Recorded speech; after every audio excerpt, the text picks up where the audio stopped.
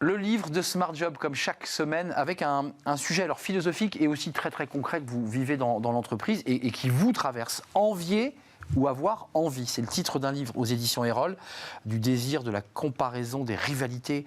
Quelle disposition, quel barrage à l'envie, quelle réponse constructive et destructrice. Et l'autrice est Raphaël Lobby, elle est notre invitée. Bonjour Raphaël. Bonjour. Ravi de vous accueillir. Vous êtes la directrice générale d'un think tank, de ce think tank, le Cercle du Leadership, et professeur affilié à l'ESCP Business School.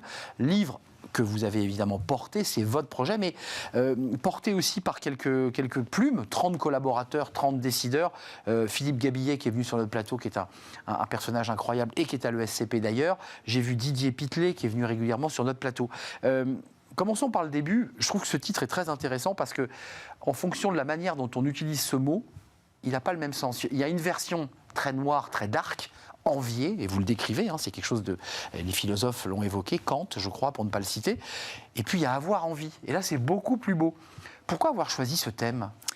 Alors, le think tank, le Cercle du Leadership, écrit chaque année sur une thématique choisie par son board. Et cette année, on est parti sur le sujet de l'envie. Et en effet, on avait plus pensé à l'envie d'avoir envie. Et dès qu'on a creusé sur le concept d'envie, on s'est rendu compte quand même dans la littérature, on n'était pas du tout dans les clous et que l'envie venait quand même du péché capital. Clairement. Et que dans son acception originelle, elle venait d'un sentiment d'infériorité, parce qu'on constate un manque, né d'une comparaison sociale. Donc on est vraiment plutôt dans une envie, dans son acception originelle, celle d'un péché capital. D'ailleurs, le seul péché... Vous citez Seven, hein, quand vous parlez de ce film. On rentre dans l'intro par Seven, parce qu'il est intéressant de voir que l'envie est le seul péché capital qui ne procure pas de plaisir. C'est-à-dire qu'on peut avoir du plaisir par la colère, juste à fomenter sa vengeance, et puis tous les autres péchés apportent du plaisir et de la jouissance. Pas celui-là. L'envieux, non. L'envie, clairement, c'est un sentiment douloureux, torturant. Il y a une jolie petite phrase de Marilyn Monroe qui dit finalement qu'elle le dit pas comme ça, mais qu'elle supporte plus finalement le regard envieux de tous ceux qui la regardent. C'est difficile aussi le succès pour certaines personnalités qui sentent ça sur leurs épaules.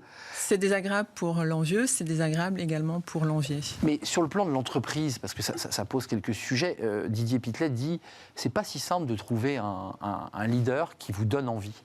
C'est un peu le sujet du jour, au-delà de l'envie et je dirais de cette jalousie, cette maladie qui nous dévore parfois. Donner envie aux équipes, c'est pas si simple. Alors déjà, le premier point, c'est que envie et jalousie sont deux concepts très différents. Intéressant de les distinguer. Et vous les distinguez dans le livre. Voilà, on les distingue tout simplement parce que la jalousie, c'est une rivalité. C'est-à-dire qu'il n'y a pas de sentiment d'infériorité.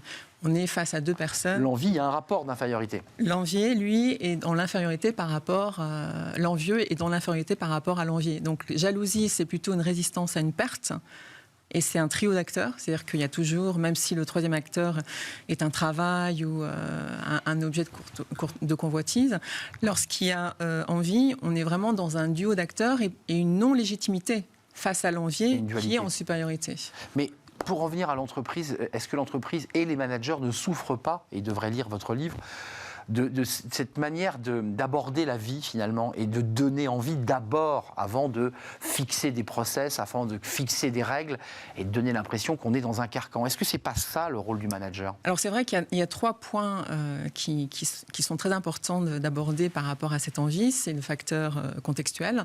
Donc là, le manager a pleine responsabilité en dehors de donner envie, déjà de déceler les caractères envieux, les individualités qui ont propension à être gagnés par l'envie. Donc, il doit être très attentif à certains traits de caractère, comme des personnes qui ont propension à avoir une faible estime de soi, quelque part, qui vont être beaucoup plus sujets à l'envie. Puis, peut-être ceux qui seront en plus forte conscienciosité, centrés sur les objectifs, là, ce seront des terrains moins propices. Donc, il y a ces éléments-là, et puis aussi la cohésion dans le groupe. Lorsqu'il y a cohésion dans le groupe, l'envieux va être plus favorable à placer son envié en rôle modèle et à peut-être être moins en sentiment d'infériorité et plus en action pour se dépasser. L'idée, c'est pas d'avoir en entreprise une utopie égalitaire, puisque quelque part, la piqûre de l'envie est très bénéfique pour se surpasser. À condition de savoir l'utiliser.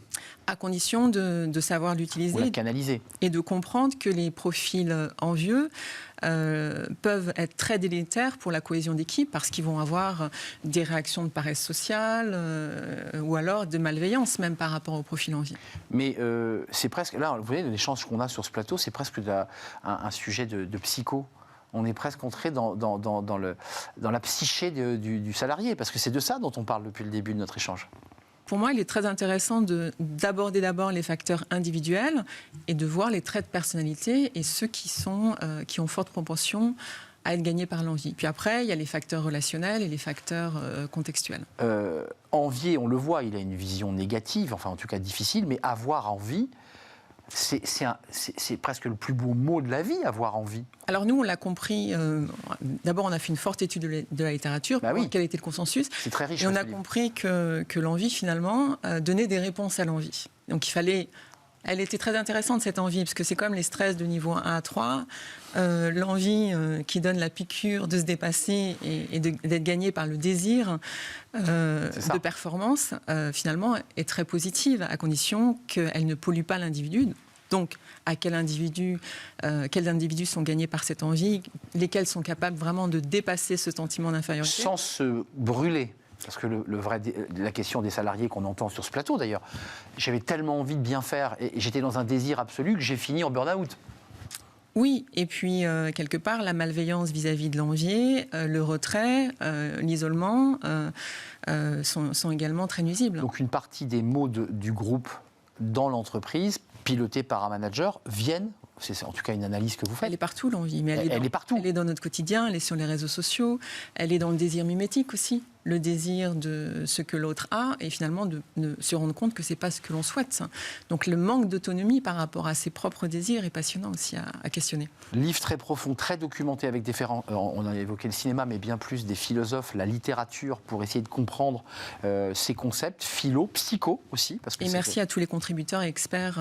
Je ne les ai pas tous cités, hein, mais Pierre-Marie Argouache, Dominique Barrault, Olivier Bas, Malek Boukerchi, Patricia Cadre, Chintron, Devilliers, Olivier Dussert, Jean-Luc Emery, pour ne citer que. Une trentaine de personnes. Et je n'ai pas cité Pitlet et le professeur, votre collègue à l'ESCP, notre Philippe Gabillet. Merci d'être venu nous rendre visite. Merci. Édition Erol, Envier ou avoir envie, la couve est très sympa par ailleurs. Et l'intérieur du livre est d'une richesse absolue. Lisez-le.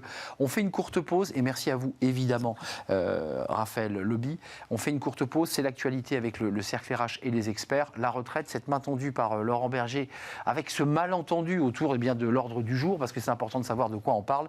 Et puis on va s'intéresser aussi à ce projet de loi sur le partage de la valeur, parce que le gouvernement accélère. Et puis on fera à la fin de notre émission un petit éclairage sur l'égalité femmes-hommes en Catalogne, avec une mesure un peu originale. Voilà le programme. Tout de suite, c'est le cercle RH, juste après la pause, évidemment.